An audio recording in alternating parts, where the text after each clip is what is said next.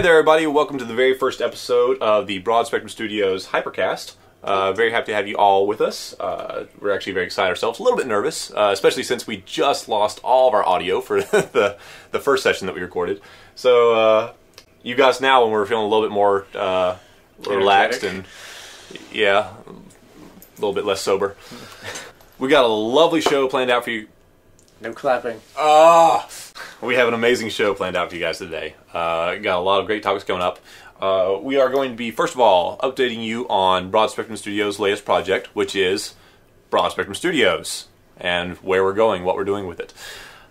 Stay tuned. Yes. We're also going to be having an interview with an amazing voice actor, Austin Matthews, a.k.a. AMTRAX91. Super talented guy. He worked with us on one of our Metal Gear Hyperdubs, and he's actually played in more things I could possibly announce, but definitely my favorite is the It's Advertising Bitch videos, especially It's Dragonite Bitch. So he has a lot of great insight into the whole voice acting industry as a whole, how to make the jump from being a guy who's kind of interested in it to actually doing it. And finally, we'll be actually wrapping up with a review of Prometheus, the new sci-fi horror film by Ridley Scott, prequel to the Alien franchise. So make sure you stay tuned for that. You are now in the studio with four of the biggest personalities at Broad Spectrum. Hi, I'm Neil Lee Griffin. I was going to just say Jack Renard and his three friends, but okay, go ahead. Amber Moeller. I'm Josh Moeller. And I'm obviously Jack Renard, the important one. And the monkey's leading the podcast. Yes. There you go again. Since you guys probably know us from the Metal Gear Solid Hyperdubs, by far our most successful thing, we'll go ahead and introduce, the most famous characters that we were from that. Neil?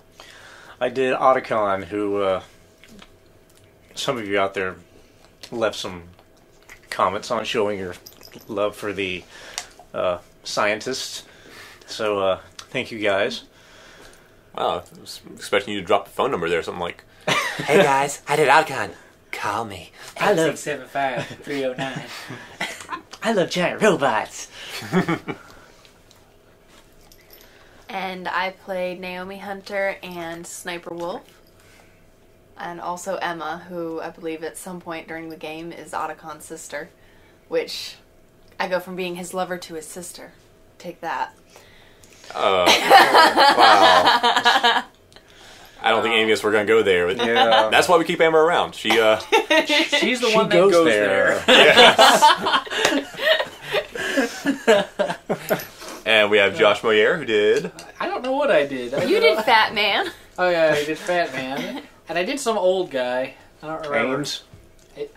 You guys say so. Ames. I'm saying it. You are the Ames. I am not the Ames. I am the Ames. So, yeah.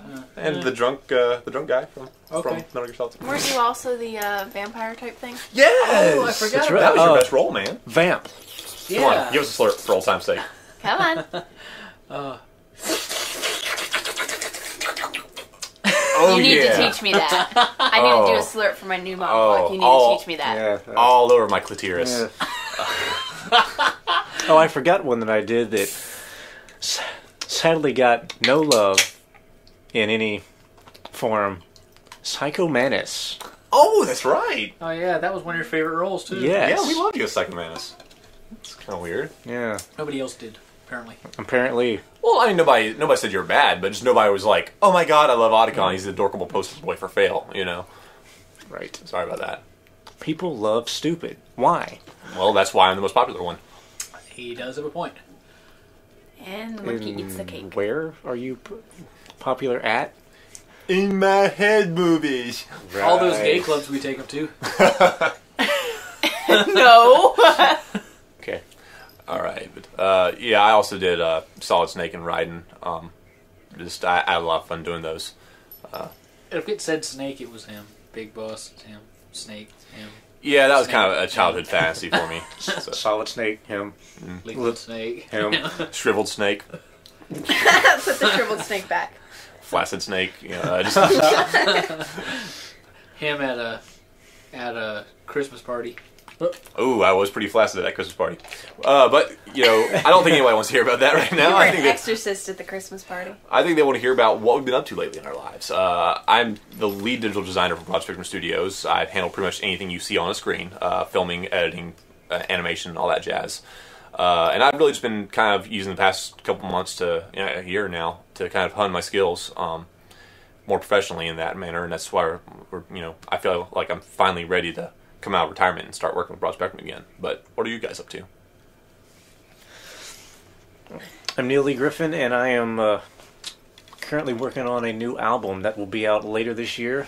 It's called The Diary of Scarlet Crow, which Amber is working with me on to develop the character, and it's really going to be a narrative instead of just a collection of songs on a CD. It's going to have a story, and it's going to be a lot of fun, and it'll be out later this year on iTunes and Amazon. If you're curious to know more about me, you can find me at reverbnation.com/GriffinWeave. You can search me on Facebook, Neil Lee Griffin. Right on. Sounds exciting. Thank you. I'm excited about it. It's fun. Does your Facebook page have a link to your Reverb Nation page? Somewhere on it. Okay. Probably get on that. Yeah. The ceremonial speaker device has not been passed. Pass the ceremonial speaking device, passed down for the generations. Fine. Somebody just take it. I'll take it. I have the ceremonial speaking device now. What do I do with Everybody this? talk over him. Yeah, we expected that from you, Jack. Yes. I'm Josh Moeller.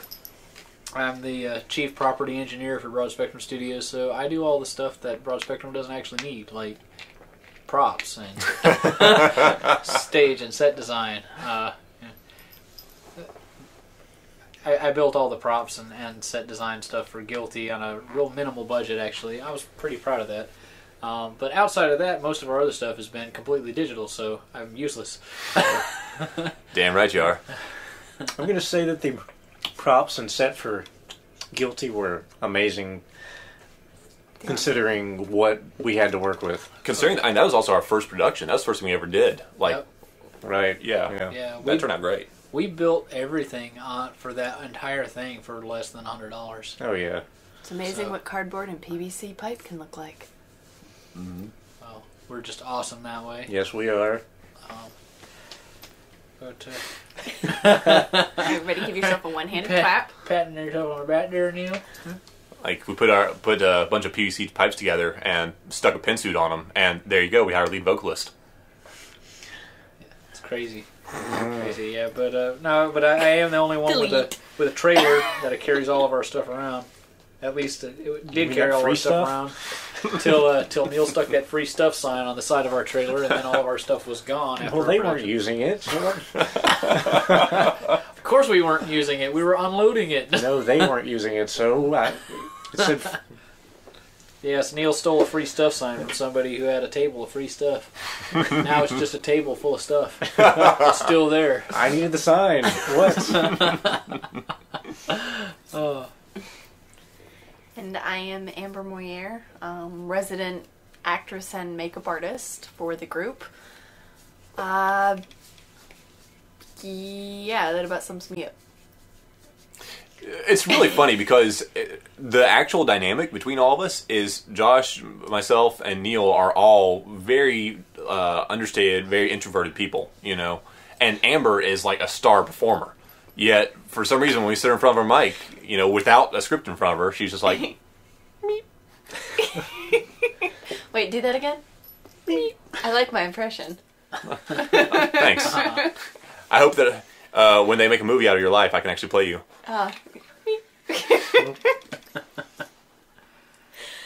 No, that just comes from me hating my voice. You worked on some films here recently, didn't you? Yes, I've recently worked with Jared Zadig and Dichotomy. Jared Zadig was filmed in Greenwood, South Carolina, and Dichotomy was actually filmed in downtown Greenville. Both of them were fun and great learning experiences for me. They're independent films, both supposed to be entered into local film festivals, and both are currently in post-production, and I'm definitely excited to see where those come out. I also have a acting coach based out of Atlanta, and within a couple more months she's going to start putting me in front of agents to start doing some auditions. Are you nervous?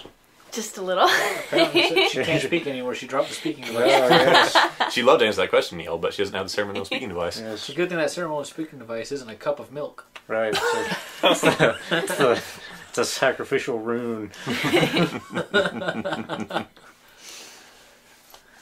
Yes, it's very exciting, but also almost nerve-wracking because you look at it and it's like, wow, I'm here. And It's your chance. It's your time to shine. Shine, damn it. Neil's like, do you know how hard it is to get milk out of shag carpet? It's not shag. But it was milk. I hope it was milk. Oh, God. Thanks for that one. Wow. Saving. Delete. Can I redo mine? Nope. You can keep on going with it, just Yeah, like it's- if you want to say more. Jack You answered hacking everything. all out. Just, what? Talk. I don't like They're the way I waiting. sound. Do you not like the way you sound or the way you said something? The way I sound. Well, you can't really do much about that. I mean, if you want to use a different accent, by all means, start, Do not foretell me why, for I will get no supper when I come home tonight. I don't talk like that. See? Standard man voice. Have you noticed how, like, every single female, like, and this is not a slight against female voice actors. I have utmost respect for you guys and your boobies. But every single female has, like, apparently at some point met this retarded guy. And that's her guy. That's staying in. I don't know if it is or not. It is. I can make that work. That's staying in. I wish I could say I'd met every female in my life, but no, they met this one retarded guy, and that's their guy voice. Like, they all sound the same. No, that's just my standard guy voice. Oh, walk us through some of the other ones. So there's a repertoire of masculinity hidden behind those eyes. Yes. Do Neil. I mean, not literally, of course. Who would want to do that? But No, I know, not even me. Oh, yay. That was not me. That's a Neil? No. Neil needs both hands for his keyboard.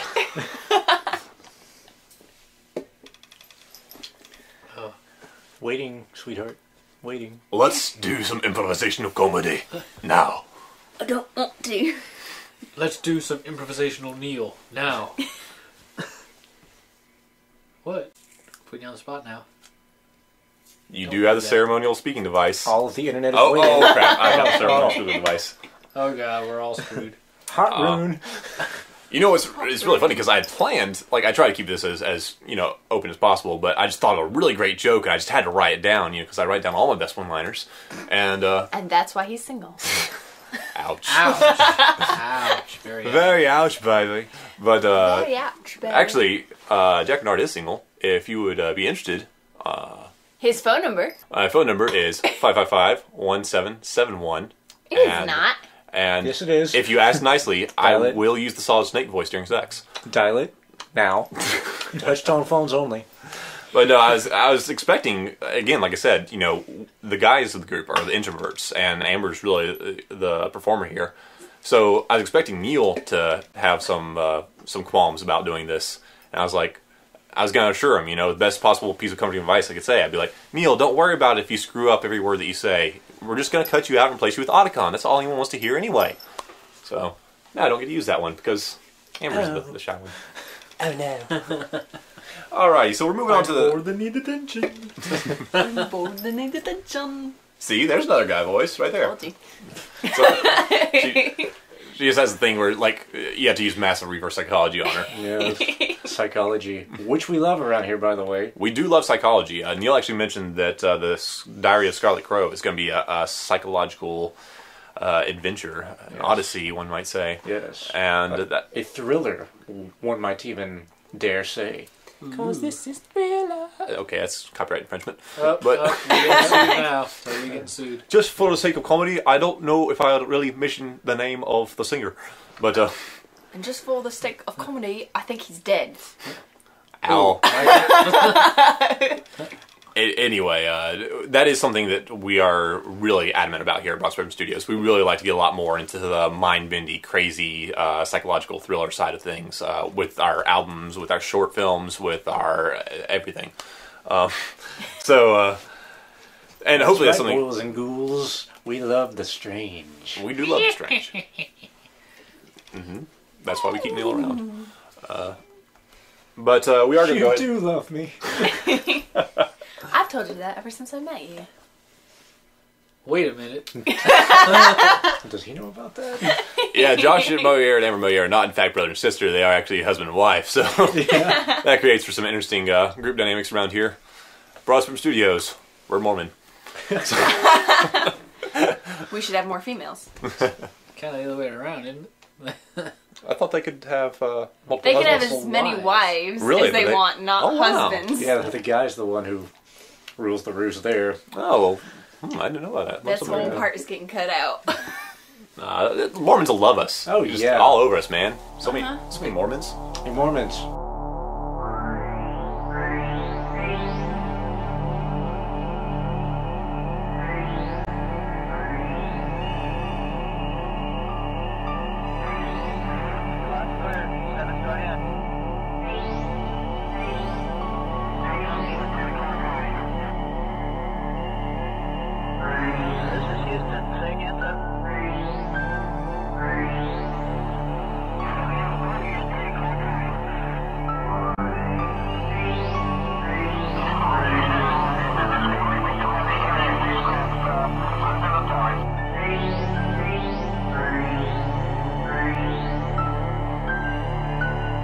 Initiating startup sequence.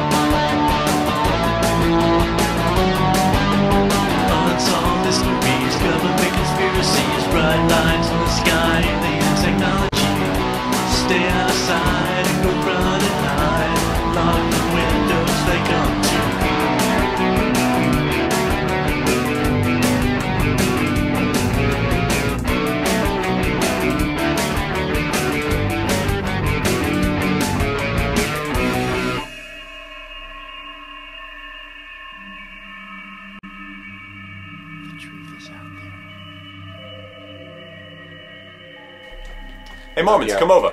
I got wives. That's staying in. That's funny. I don't care who you are right there. That's funny. That's not. That's going. That is good. Okay, let's get this train back on the rails. We would like to go ahead and give you an update about what our latest project is at this part of the episode every week. And while we're not really keen on... we're not really wanting to over-announce a project too far in advance, because that's how you get situations like our October 11 announcement. Unfortunately, the bomb fell out of that, obviously. But we do have a couple things that we're working on, even if we're not ready to give them names yet. But you will be hearing more about that in the very near future, I hope, within the next couple of weeks or months here. So the big project, quote-unquote, that we're working on right now is actually just the whole Broad Spectrum Studios revamp. We've obviously been very inactive since the last Hyperdub finished up. We haven't really done much. We've all kind of gone our different ways. And now we're actually kind of looking to get the band back together and start focusing on doing what we love. So that's actually what we're going to talk to you about this week, is where we're going with that. Now, we've actually been in quote-unquote business, and by business I mean hemorrhaging cash, since 2009.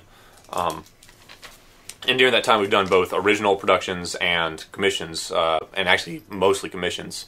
But one of the recurring difficulties that we've had is with the name that we chose for ourselves. That's actually the very first thing that we were trying to nail down with this reboot here, is whether we're going to rebrand ourselves. Because from the get-go, we have just not had any luck with that. The way the whole thing got together was... Hey, Neil, wear your pants. Hang on.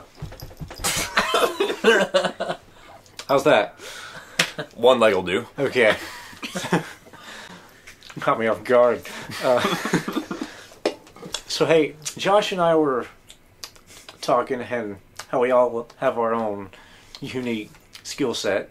What if we assemble those to be like a production studio that does props, i.e. Josh, visual, i.e. you, audio, i.e. me, and makeup and hair and costumes, i.e. Amber, and really try and make some money at this doing what we love. That sounds like a sweet idea. We'd be like some sort of league. We're like the Avengers. Yeah, I was going to go with Justice League, but I'm cool with that too. I like the Avengers. Super Friends. I'm going to stay with the Avengers. So what are we going to call this amazing group of individuals? Josh and I were riding around town and came up with a name. Oh! What do you think of Broad Spectrum? Broad Spectrum? Yes. Why, that sounds very descriptive of what we do, and also easy to pronounce and remember. That's right, it'll just roll off the tongue of every American on the planet. Hey guys, those initials are BS. Oh no! What are we going to do? Let's add a studios on the end and sound professional. That's right, because we are a studio, because technically we have our own respective studios in what we do. Aha, very clever. BSS. It works. The initials are great. Broad Spectrum Studios. That still rolls off the tongue. All in favor say aye. Aye. Nay, but only because he said I. Steven, shush. Wow, that was one hell of a flashback, guys. That was one hell of a flashback. Oh man, I was sexy back then. Still sexy now, but... Oh, I'm dizzy from transporting. And boy, were we wrong. I don't know. I couldn't really get over that hat you had. I did have I had the hat. It was like felt or something. It was a felt hat. It was a very wide brim hat. Yes, it was. Wait a minute, I don't remember this. How do you know? It was the first thing he had on when I met him. Yeah, I was really into Van Helsing for some reason, and He got stuck in Is the that what it door. was, The really? hat didn't make it. Really? Obviously it wasn't a complete replica, but it was the closest thing that I Right. could find. Really? Yeah. Wow. So I'm going back to Doodles. yeah, that's why What?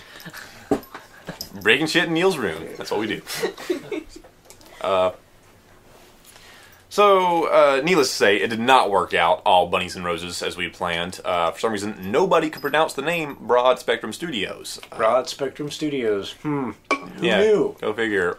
Board Spectrum Studios. Can you say it? Try it. Right now. Which should be like the electric company. Broad. Broad spectrum. Yes. Now put it all together, you know. So nobody could pronounce Broad Spectrum Studios, and this was, this became a horrible albatross around our neck. And actually, we have a completely appropriate story, which will definitely endear us to our audibly challenged audience. Oh. See, right after we had done Guilty, our very first music video, we followed up with another music video because Neil is such a great guy. He has such a big heart. No, stop He it. loves the children. No, really, stop. Not in that way. But he wanted to do something to show that we as Broad Spectrum actually care about the community. We're socially aware. We're not just here to make cool shit and make a buck. We definitely want to do that, but we also want to give back somehow. Or we did, anyway. Yeah, that kind of died. Now we just kind of want to make cool shit. Yeah, we don't even care about the money part. Oh, I still care about the money part. I kind of second that one. Yeah. Yeah. Yeah, well, to each his own. Yep. Yeah. Anyway.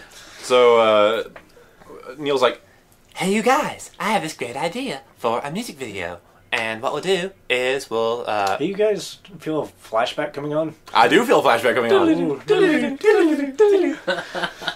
Hey, you guys, I've got a great idea about a song I just wrote. Otacon, what are you doing here? Otacon, what the hell? I'm trying to sound younger since it was a long time ago. Hey, guys, I've got a great idea about a song I just wrote that we can put out in the community so everybody can see that we're not just about making awesome stuff. We actually care about where we live and the people in our town. Wow, I love kittens and also orphans. Me too. This interests me. Yes. And my idea was take one of the songs I did and do it in sign language, and then we can present it to the School for the Deaf and Blind. They're sure to love us then. That sounds like a great idea. Let's hire Naomi Reinecke to help translate this into sign language and bring her into our group. Okay. Hey guys, I got the sign language all done. We got the video done. Let's take it to the school. Okay. Oh, I'm sure I'm glad we made a video of it and a cover letter and a really nice envelope with our logo on the front. Oh, they'll be sure to love this. What's that, Mrs. Secretary? You're not interested in our program, but it's free. But you don't need any help from anyone else. Ma'am, there's no need for that kind of language. I'm sorry, ma'am. Why are you bringing my mother into this? What did I ever do to you? Very well, ma'am. Thank you. Have a nice day. Click. Wow, that was our third try going to the school, guys. Maybe this isn't going to work. I don't think they want us. I think that we just need more manliness in our crew. Let's bring Josh and try one last time. I don't know. Okay, let's go. Hey, Josh, do you want to go to the School for Deaf and Blind and give them this free music video? Sure, why not? Let's go do this. Doop, doop, doop.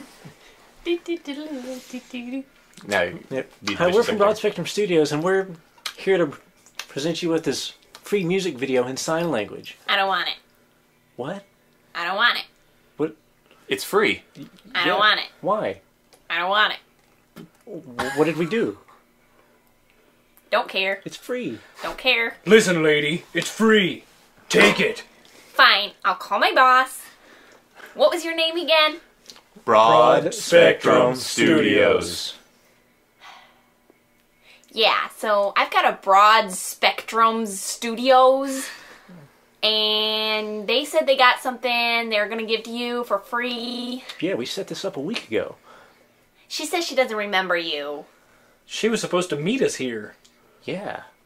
What? She's on vacation in the Bahamas. Yeah, she's not coming back till you guys are gone.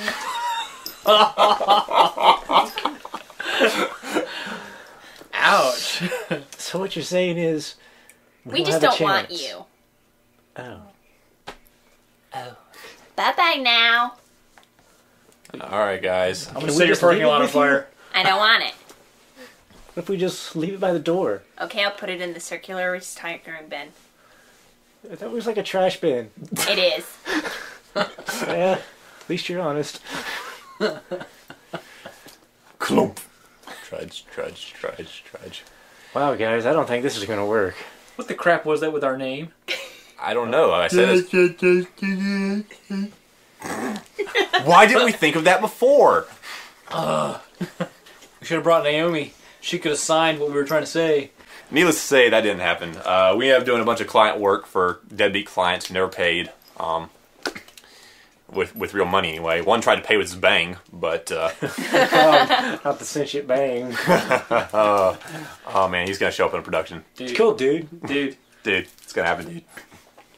Okay, so, long story short, nobody's ever been able to pronounce our name, and that's really bothered us. So we decided that when we're going to reboot the company, we were actually going to reboot the name as well. We actually got together and sat down and brainstormed over several nights and came up with GFC Studios. We actually took the three favorite animals of the three original founders and put them together. We have Neil Lee Griffin, Jack Renard, Fox, I love foxes, and Josh Moeller, who loves crows. So, Griffin, Fox, Crow, GFC Studios. It's only 3 letters. Nobody can fuck that up, right? Right. Wrong. So, we all basically agreed that we were going to rebrand ourselves from Broad Spectrum Studios to GFC. In hindsight, I'm not really a big fan of that option.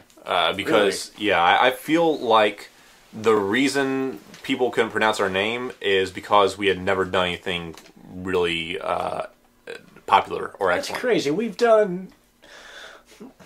Well, we did. But what about... Yeah, okay. Yeah, I don't think that we sucked because we had a bad name. I think we had a bad name because we sucked. So, I don't think that changing to GFC will really fix any problems. I think in a lot of ways it would cause new problems. Because we've spent the last 3 years building the Broad Spectrum Studios brand. And I've been personally involved with that. Building the website, building the logo, Facebook, Twitter, all that jazz. And it's not a booming, presence, but we got a couple thousand subscribers. We got, people that have seen our videos and know who we are. Right. And I think we'd be doing ourselves a big disservice to turn our backs on all of that and swap to GFC. And of course, we'll obviously put link throughs and say, hey, Broad Spectrum Studios is now GFC, but there's always going to be people that just get lost in the fold, and they don't make that connection. Right. So I wanted to get you guys' input on whether you thought we should stay as Broad Spectrum Studios or make the jump to GFC. Well, I know we were all hyping up the new name change because everybody can say it and such. Or so we thought. Or so we thought. We don't know that yet. That We is don't, true. But, Broad Spectrum sounded easy to say, too. Right. With that being said, I know that you've had tons of hours working on the site and the themes and the... I can see our phone ringing already. Yes, do you guys sell vitamins? No, GNC. Oh, mother... Broad Spectrum it is. That's a very good point, Josh. I hadn't thought of that. I hadn't either. Okay. So, with that being said, we all loved the logo. The Tesseract is a 3-dimensional representation of a 4-dimensional object, which for those of you out there who didn't know what that was. Yes, everyone, the It's not a Tesseract. swastika. Yeah, the Tesseract did exist before the Avengers, and we actually were using it as a logo for Iron Man 2 when they first mentioned it. Yes. Alright, so... Don't turn us off. Neil's shamelessly plugging himself. Yeah, Come on, yeah. guys. Hey, Emil, come on, buy a CD, come on. Go make some coffee. Hi, hey, I'm Neil. Buy a CD. What? You don't have any money? That's okay. I'll give you one. I'm just like-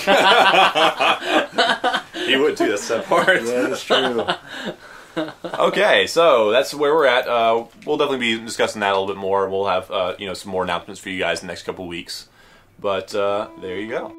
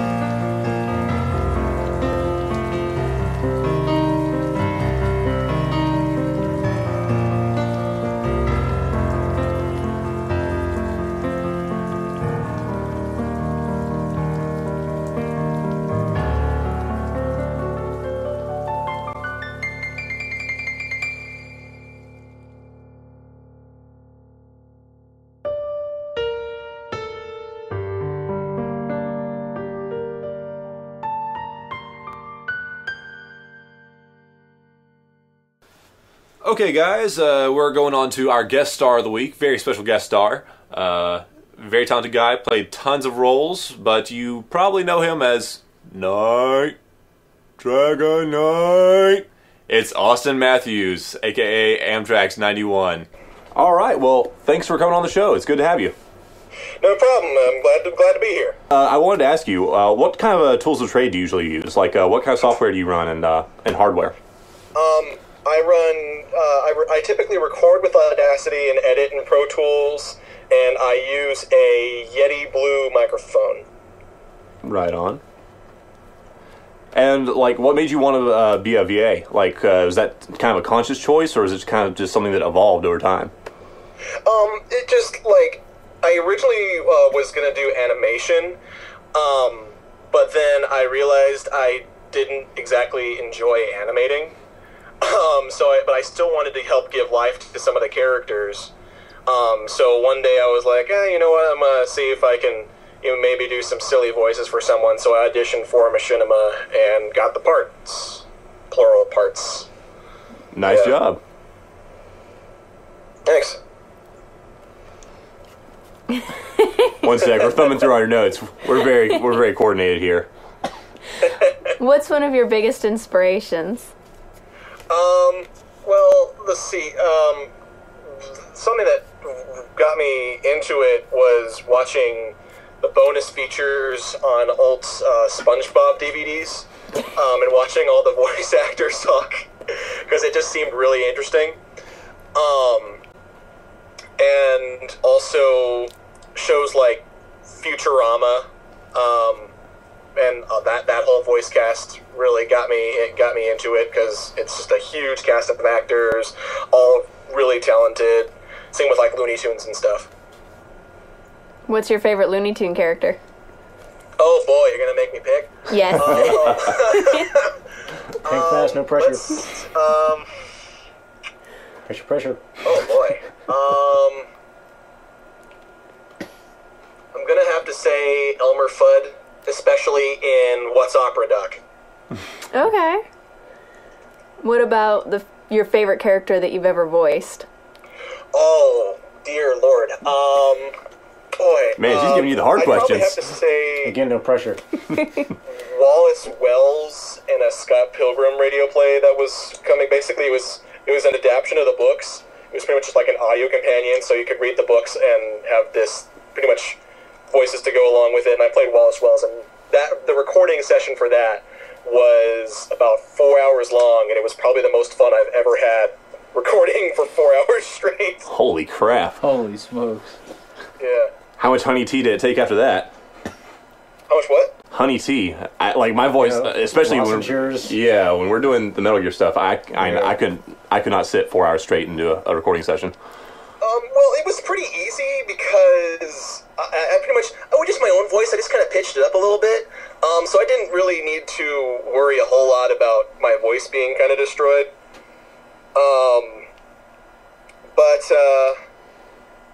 Yeah, that's pretty much about it. I usually, if my voice is sore, I tend to just drink water, or something I actually found that works is Mountain Dew Baja Blast a few hours before you're going to have a session, because I don't recommend drinking soda before you're voice acting. Right. But for some reason, Baja Blast, the syrup in it, kind of coats the throat, and it works really well. Do you do anything else for preparing yourself for voice acting sessions? Depending on what I do, I either, if it's a serious role, like if I have to be really dramatic, I shout a couple times to kind of get in the mood, Get the energy flowing. And then if I'm doing a comedy, I'm more tempted to. I pretty much just go right in, because if I just jump right into it, I kind of do. I'm kind of best with my improvs like that. If I don't think about it ahead of time, it's good opportunity to just start riffing. Makes a lot of sense. Okay. I think our audio guy has a question for you now. If somebody came up to you and they wanted to break into voice acting, what advice would you give them in starting out their career in VOs? Just start. Just do it. Pretty much. Honestly, if you're just starting, the biggest advice I can give you is just audition. Don't worry about freaking out about a voice demo, because I know that that's something that a lot of new VAs tend to just freak out about. Like, oh, I need a voice demo, and they end up rushing it, and it sucks. Right. Instead of focusing on just getting yourself out there, getting practice, and making connections and stuff. Because that's the biggest thing about voice acting, is you just gotta do it. And it may take you a while before you land a part, but that's what you got to do. It's very interesting you bring that up, because that's actually something that I've been pondering recently. Because I look at the self-publishing sites that we have nowadays, like YouTube, and it's so much easier for anyone to actually, get out there and get their work out there. But obviously that means that there's more competition nowadays than ever before. Anybody with a microphone can get on YouTube. So do you think that's actually made it easier or harder for new people to break into the industry? It kind of goes both ways, because it's easier for you to put up a video and spread it around and show possible directors who, if you can't give them a full audition, you send them a voice demo, or you send it along with their audition. So maybe if the audition that you sent it's not quite what they're looking for, if they listen to your voice demo, maybe there's something in there. But it also, there is, like you said, there is a lot of competition, especially on websites like the Voice Acting Club, the Voice Acting Alliance, and now Voice Bunny, Voice 123. There's just so much competition. I've seen sometimes people are at each other's throats for parts. Speaking in terms of voice acting and everything, what do you think about agents? Do you have an agent? Are you self-managed, or how would you? I don't have an actual. Well, I don't have, I guess, an agent in the conventional sense, but I do work for a company called The Voice Creative. I'm pretty sure. Hold on, let me see. The Voice Creative, and they do they do pretty much commercials and little spots, mainly for radio. And a little brief clip of my voice demos up there, and I occasionally do stuff for them, and they scout kind of in the same way that an agent would, but it's not exactly an agency, because that's not what it is. It's a company that they specialize in a certain thing. They just happen to have a collection of voice actors who can do it for them. Oh, that's great. Yeah, and I've been in 2 commercials for them. I don't know if either of them are out yet, or if they're available. I haven't received a lot of word on them, but I have seen one of them, and it was pretty cool, I must say. So check them out if you get the chance. Absolutely, that's a great resource. Right on. Actually, that kind of looping back a little bit, you mentioned several times that, voice acting wasn't always your sole passion, and it still isn't. I know that you actually do work with music as well, right? Yes, I do. Okay, tell us a little bit about that. What do you do? How'd you get into that? Well, I was in 5th grade, and I went to a presentation, because there was a mandatory presentation in the cafeteria where they were talking about a music program in the schools. So I was like, oh yeah, I like music. I guess I could do that. So I picked up a trombone and joined the little elementary school band, and it carried on well into high school. And in my sophomore year of high school, I wanted to write music for the marching band. So I asked the music teacher what program or whatever they used to write music. I said, could you help me with writing music?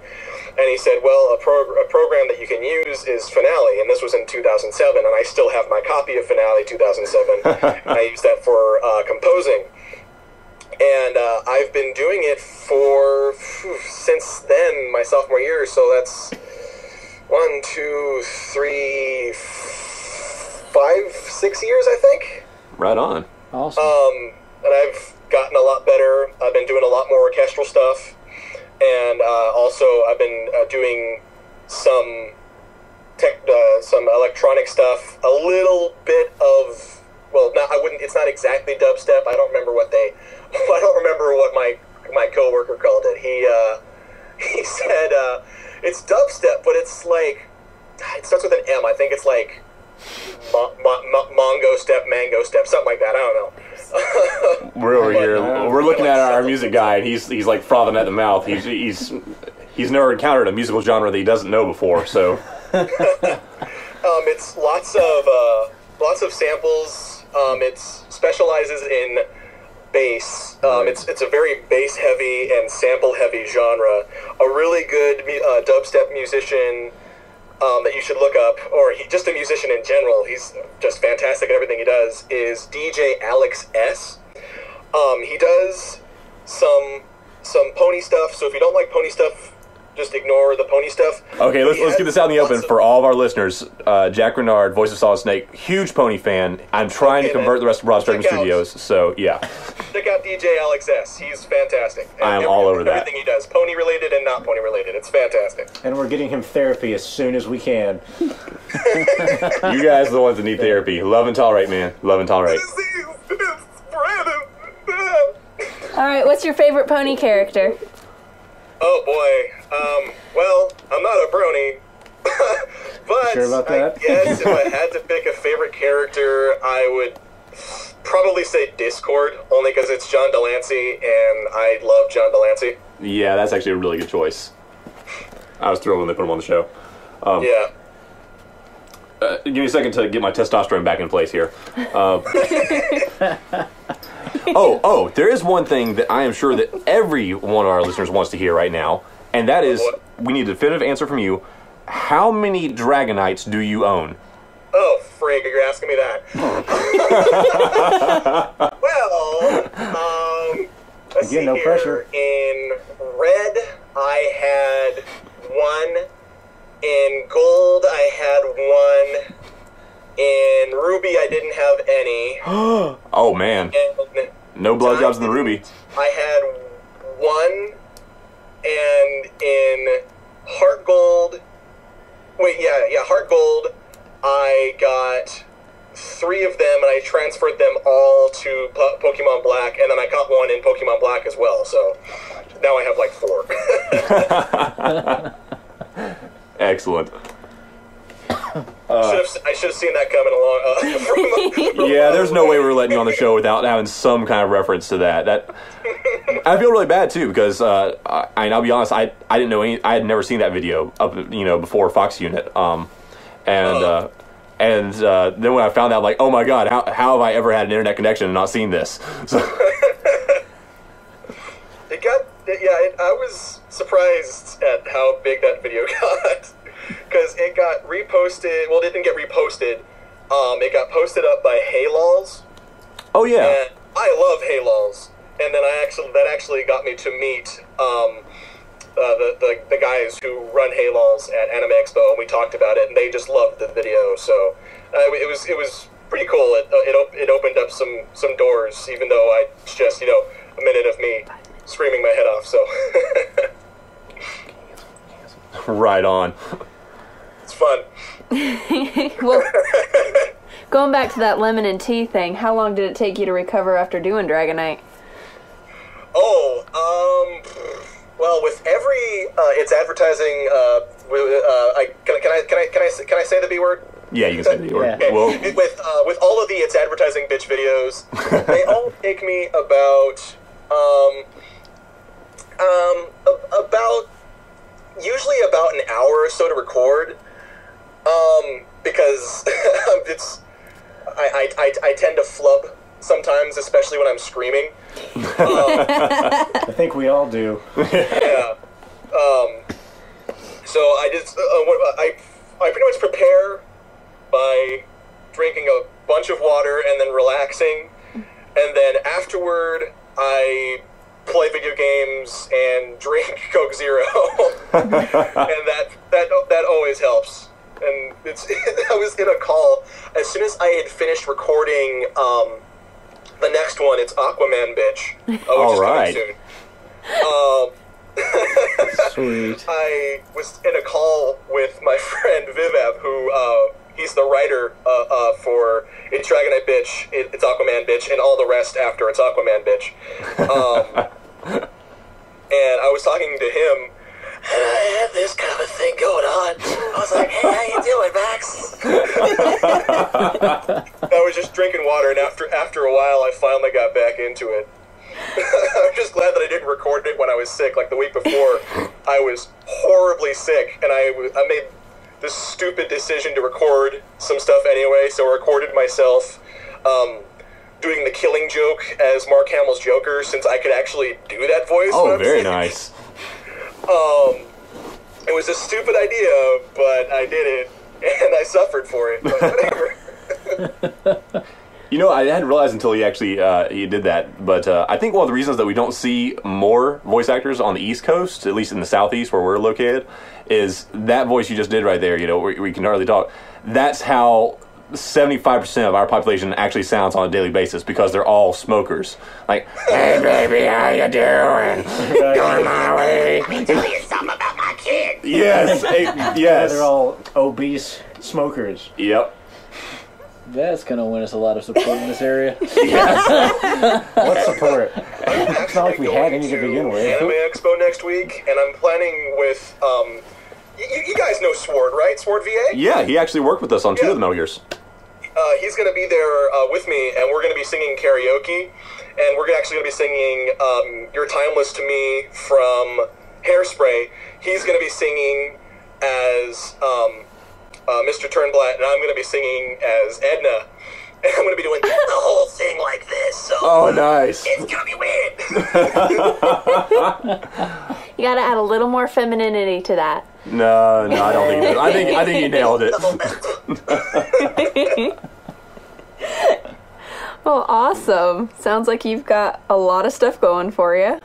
Yeah, thanks. Yeah, we're really happy to hear that. I mean, it's good that you're staying so busy. That's something we've had a hard time with ourselves, and we're trying to get back I'll into be it. busy. So, but like I said, man, thanks a ton for coming on the show. I know you're not really ready to announce your next project officially just yet, but if there is anything else you want to kind of plug here, you know, anything that we should really check out that you've worked on lately, or any cool voice actors that you've had a chance to work with, we'd love to hear about them. Oh boy, let's see here. Well, of course, my website is www.austinmatthewsva.com, and some other voice actors that you should check out. Akumaru, he's Mark Allen Jr. I work with him a lot. He's been voice acting for I think 4 or 5 years. He's way better than me. He's like pretty much my hero right now. Well, as far as people that I know, he's like my hero. And Sonic Mega, Sword VA, of course, Luke Awesome, Miss Ack. I have too many people to name. If if I name all of them, we're going to be here all day. That's great. Well, actually, I kind of want to backtrack on something I said a little bit earlier, you know, about the community being more drama-filled than I expected. With that, I've met a lot of really great people ever since I've gotten involved, and just it's a ton of fun. It's the best community, honestly. I haven't been a part of a lot of online communities, but most of them are just they're always just like it's people just want to kill each other sometimes. Right. The voice acting community is just like one of the best communities. Like, it's just amazing because all these people who are interested in the same thing. Yes, it gets competitive at times, but that comes with the territory. When I went to AMTRAX91 last year, just the support in that room when all these voice actors get together for this for this competition, just everyone was just patting each other on the back, making sure that if someone was nervous that they cheered for them so that they would kind of get over those nerves. They cheered for everyone, whether or not they did well or not. They always cheered. They always talked to each other. When I went up there to do my thing, a bunch of people kept shouting stuff about Dragonite to me. You don't say. So that kind of gave me a little bit of a morale boost. So. Well, there you have it, everybody. See, voice actors were loving and tolerating before ponies made it cool. Yeah,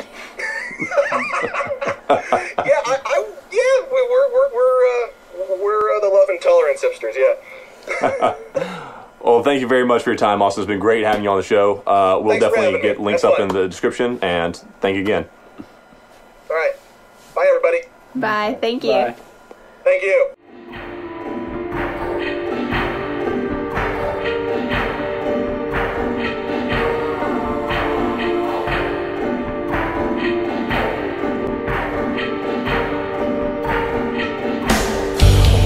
Gavel falls, you'll be the one insane. When the verdict's in, you'll be part of the pain. When everyone has forgotten your name, then they're pulling the fibers on your brain.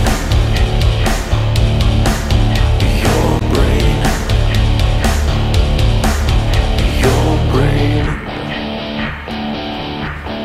Your brain.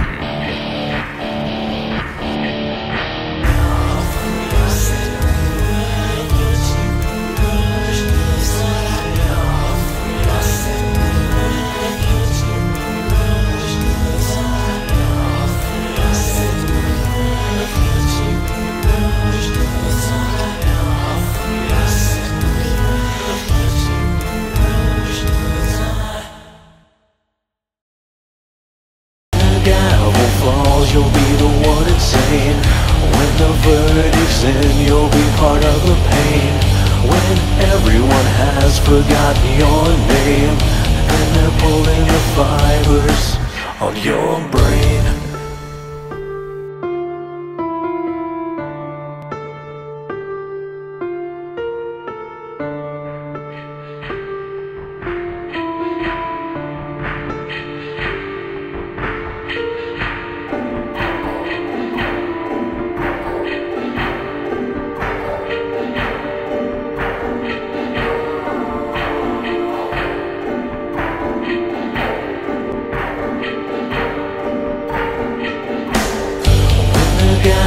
Falls, you'll be the one insane.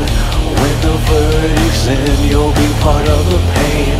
When everyone has forgotten your name, then they're pulling the fibers on your brain. Your brain. Your brain.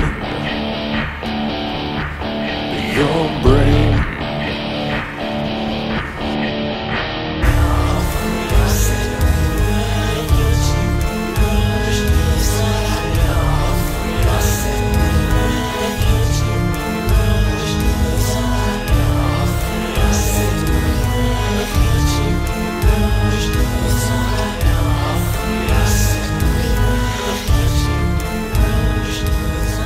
Okay, review for this week. This is the part where we all sit around and give you our opinions because they're better than yours. We actually wanted to go ahead and review a pretty big film that just came out recently. You might have heard of it. Ridley Scott's Prometheus. Ooh. Ooh. Sounds haunting. It does sound haunting. Spacey. My kind of flick. I didn't watch that movie. Let's review Alien. It's pretty much the same thing. Don't tell them that. I can't help it. I'm like a goddamn retarded seal over here. Clap, clap, clap. I'll go ahead and get the ball rolling on this. I, for one, was very pleased with it. I really, really like this movie. Really? Yes. Obviously, it goes without saying, if you've seen any reviews already, you already know that Michael Fassbender, who played Magneto in the latest X-Men movie, absolutely slaughtered the show. He was definitely the most compelling performance there.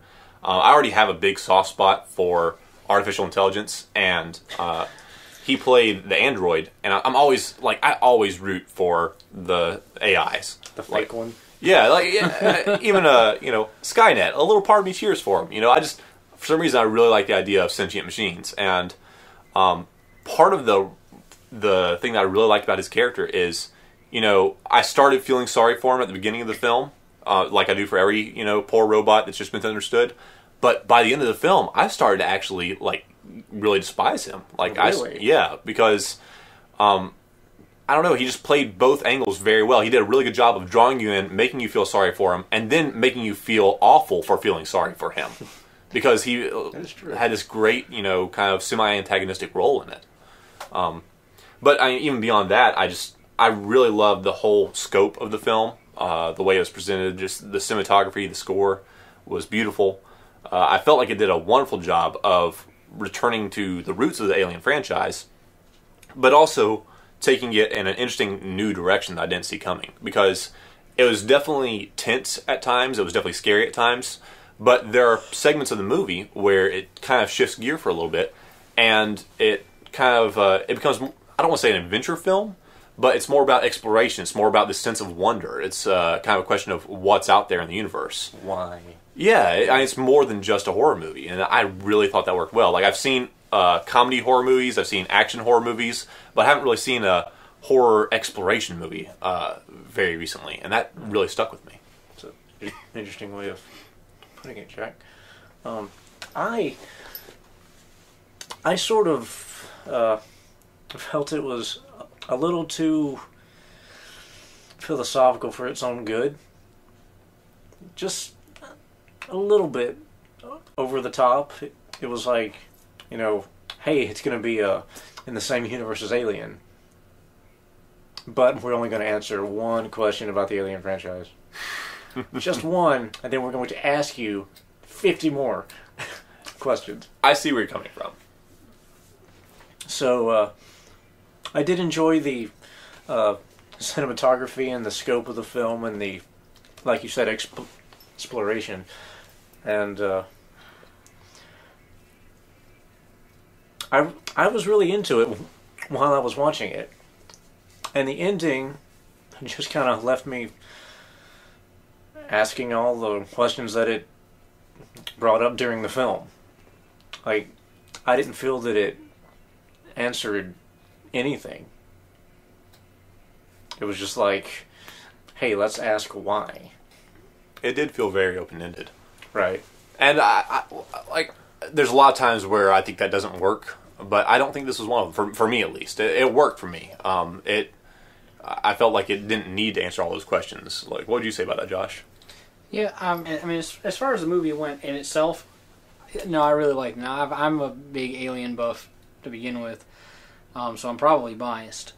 But even with that being said,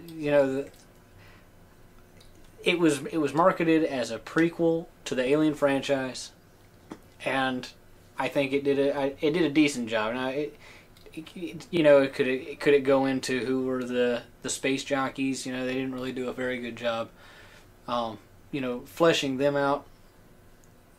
But I think the point of it was to just kind of to give you a glimpse. I mean, if it was going to answer any question, it was the question it was answering is where did the xenomorphs come from? And or where did we come from? Which is what it answered in the very beginning. Mm-hmm. Yeah, but that wouldn't. I guess when you're watching Alien, right, it's you're all not about asking them. Where did we come from. You're right. asking, where did this thing come from? But there were a couple things that really frustrated me a little bit about the film, just because of the way it did or did not tie into the original movies. I know there's a lot of people out there that that were. I think they did a good job. You know, it was very subtle if you're not real big into the alien movies. But when they touched down on planet LV-233, you know, and everybody's like, "Oh, that's the planet from the first alien." It's not the planet from the first alien. The planet from the first alien is LV-426. Oh wow, got a real nerd up in here. Yeah, we do. That Yes. just totally ruined the realism of aliens running around calling out people's chests. Yeah, but so I was glad to see that they did deviate from that a little bit, because, you know, otherwise, but by the time you get to the end of it, you're like, there's no way this is the same planet. It couldn't be, you know. And if they had tried to pull it off with the story that they gave, anybody that's a real Alien fan would have been irritated by the time they got to the end. Yeah, don't beat the dead horse. Yeah, yeah. But I want to know who the hell is Peter Wayland. You know, I don't know. Yeah, that's a good point. Like, Guy Pearce's character in that, you know, for one thing, he was one of a couple characters that I felt were really just unnecessary. Yeah. But on top of that, as far as I recall, Lance Henriksen originally played the founder of Weyland-Yutani as Bishop, right? Exactly, Yeah. yeah. Bishop Wayland founded Weyland-Yutani. So I don't know who the hell Peter Wayland is. Now, I don't know if you have seen the movie yet. I don't know if you stayed through the credits, but at the very, very end, there's an interesting little Easter egg where the Weyland-Yutani logo comes up on the screen with the caption, Weyland-Yutani, building better worlds since October 2012. I think it's October 11th, if I'm not mistaken. I think you're right. So maybe they will answer some of those questions. I'm expecting like there's going to be some kind of viral marketing event or something that happens on October 11th, 2012. But I would definitely keep my eyes out for that, see if they could kind of fill in some of those plot holes. Were those like... did you notice any plot holes that were a really big issue for you, Amber? Other than putting in a couple characters that I just didn't see a use for, like they didn't really feed the film any. Charlize Theron. Yes. Big name. And that's really unfortunate because she's a great actress, but like her character brought nothing to the movie whatsoever. They Just didn't even, flat. They didn't use any of her talent. They didn't use her at all. They just put her in the movie for her name. Yeah. And like they didn't even really give her a part that meant anything. She is the daughter of Peter Wayland, but before she means anything, you have to know who Peter Wayland is. Who we also don't know. Yeah. Obviously, he wanted a son as opposed to a daughter, so you've got a little bit of animosity going on. But she dies before the movie's over, so she can't even like use that as propelling herself with Elizabeth Shaw and saying, I'm going to go find the other aliens. I'm going to go find out why we were created. I'm going to find out all the information my father never could. They didn't delve into any of that because I killed her. Yeah, that could be considered minor spoilers, but honestly, I mean, going into an Alien movie, you know that only the female protagonist is going to be alive at the end. So it's not too big of a spoiler, and I totally agree with you on that, because like it made no sense to me that they introduced this new and very useless character only to immediately kill her off, when it seemed like they really wanted to say more of their story that they just didn't get into. Yeah. I mean, you've got your pilot, you've got your main other people that by the time the whole movie's over with, it's an alien movie, everybody dies. By the time they die, you've developed enough of their characters to understand why it is they're dying, why they died the way they did. And with her character, there was just nothing there. Elizabeth Shaw, that made sense. With your android guy, that one made sense. Peter Wayland, I mean, even to some extent, he kind of got what he was looking for at the end of the movie. Or at least what everyone figures he had coming. But overall, she was a useless character, and I really think they didn't do enough with her. And speaking of Elizabeth Shaw, played by Naomi Rapace, I'm a big fan of her ever since the Girl with the Dragon Tattoo series. But I also feel like kind of tying back to Charlize Theron, where it doesn't seem like they fully utilized her. I find myself just not liking Shaw as much as I expected to. You know, I don't think she was as charismatic as Ripley was. I think that there was some character development that was good, and you know, she definitely, you could see her growing throughout the movie into a more harder individual. But at the same time, I just felt like there could have been a little bit more there. I agree. But with that being said, on the subject of plot holes, I noticed a couple myself, And I found myself getting really irritated with them during the course of the movie. But actually, like, as it went on, I started to like them. Like, and they weren't major plot holes. They were just things that didn't necessarily make sense up front. Okay, how about the guy that was there to map the freaking place that gets lost? Okay, that's the one thing that ticked me off. That there's no explaining that. Right. That continues to tick me off. There's several parts where people just do very stupid stuff. They're like, why would you possibly do that? Blah, blah, blah, blah, blah. But I realized that, actually, I felt that gave more strength to the movie than it took away. Because, in my opinion, I think Ridley Scott is kind of a master of train wrecks. And I mean that in the best possible way. That's a compliment. If you look at Black Hawk Down, Kingdom of Heaven, even to a degree, Gladiator, it's a very predictable storyline. He really, sets things up. You know what's going to happen 3 scenes in advance, But that's part of, I think, the horror and the tension aspect of it, is you see these issues developing and these characters and these happenings before they occur, and there's nothing you can do to stop it. You know what's going to happen to Shaw's boyfriend. You know what is going to happen with the android. Like, you can see everything going along, and I think that's why it's not really a suspense film. It's not really a mystery film, but it does a really good job of creating that tension that just, oh man, I can see this is going to be really bad. I can see it's going to be horrible, and there's nothing I can do but watch, Right. It's an interesting way of looking at it, actually. It's not a gore fest, but if you're kind of squeamish, there's parts where you're not going to be able to watch. Oh man, I gotta agree. Yeah. Yeah, Doug makes a good point. There is Stapler. my stapler. Yeah. Now, see, coming from somebody who doesn't really like horror movies and usually is pretty squeamish, that part completely made sense to me. And being completely squeamish and everything and saying, oh, hey, if I were in that position, I don't know if I ever could have thought of doing something like that. It's like, no, I really think I could have. Despite what it was going to do to you and everything else, it's what you would do. And it was very real, but at the same time, I didn't really get all that squeamish, and I'm sitting here with a bunch of guys who love horror movies. Overall, if I had to reduce it down to a 4-dimension rating, I would give it 3 dimensions out of 4. Going into it, when I went into it thinking it was going to have a lot more to do with Alien, which I was sorely wrong, but now knowing what I know about what the film set out to do, I would agree. I would say 3 out of 4. It did what it set out to do very well. I'm with you guys. It's a definite 3 out of 4. It is a really good watch, even if you're not, familiar with the Alien movies. It's still a good movie and all. As far as tying into the sequels, there were some loose points that I didn't like, and there were some things that didn't flesh out very well. But it's not one that I wouldn't recommend watching. Yeah.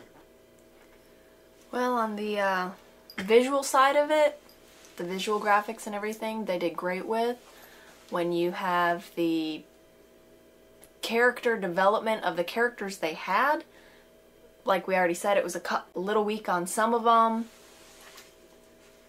Most of them. Character development could have been a lot stronger. But the plot of the movie, going where they had originally designed it to go, all of that was done well.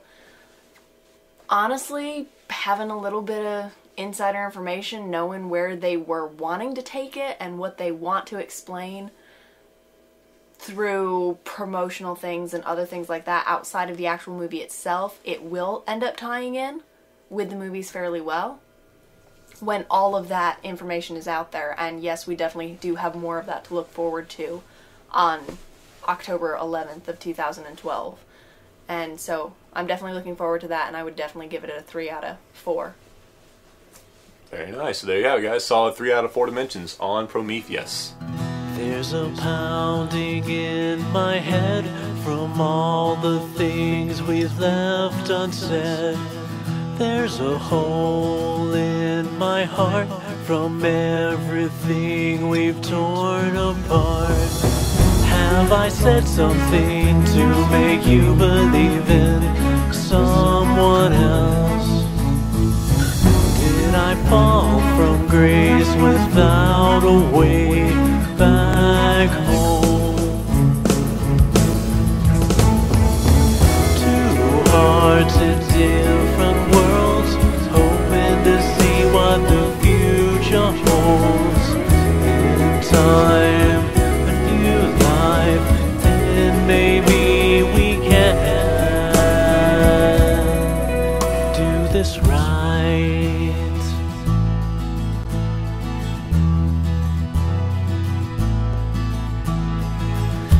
If I looked through your eyes, would I see what I've been denied? The dreams that you hold dear, as I'm clutching to my fear. That I said something to make you believe in someone else. Did I fall from grace without a way back home?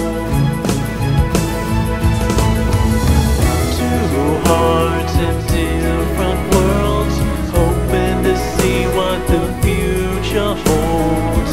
In time, a new life, then maybe we can do this right.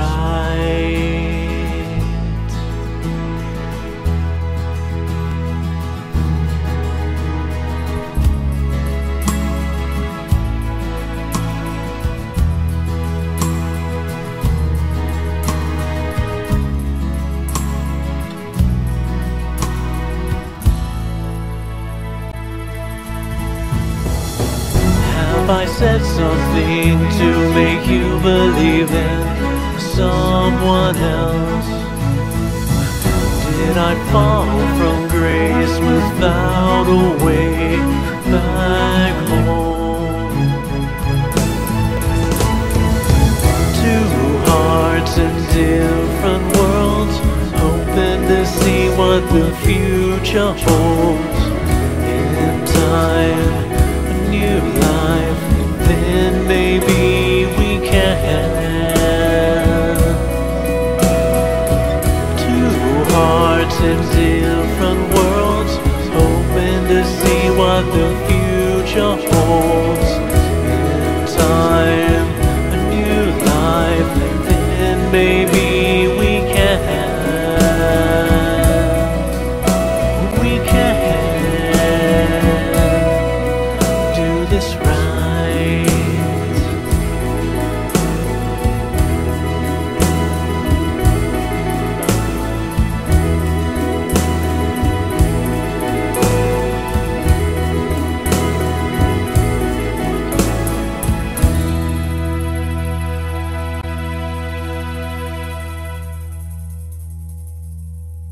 Hi there, it's Talkin with Walken on the Hypercast.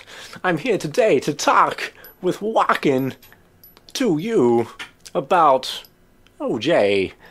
I'm not talking about Simpson. The slowest chase ever. Did he do it? Probably. But who am I to judge? Anyway, here's OJ, the orange juice. Minute Maid. Made by the minute you order it, 'cause it's orange juice. Wow. This one is actually 100% orange juice. How do I know? 'Cause it says it on the label, on the bottle, in my hand. Hey.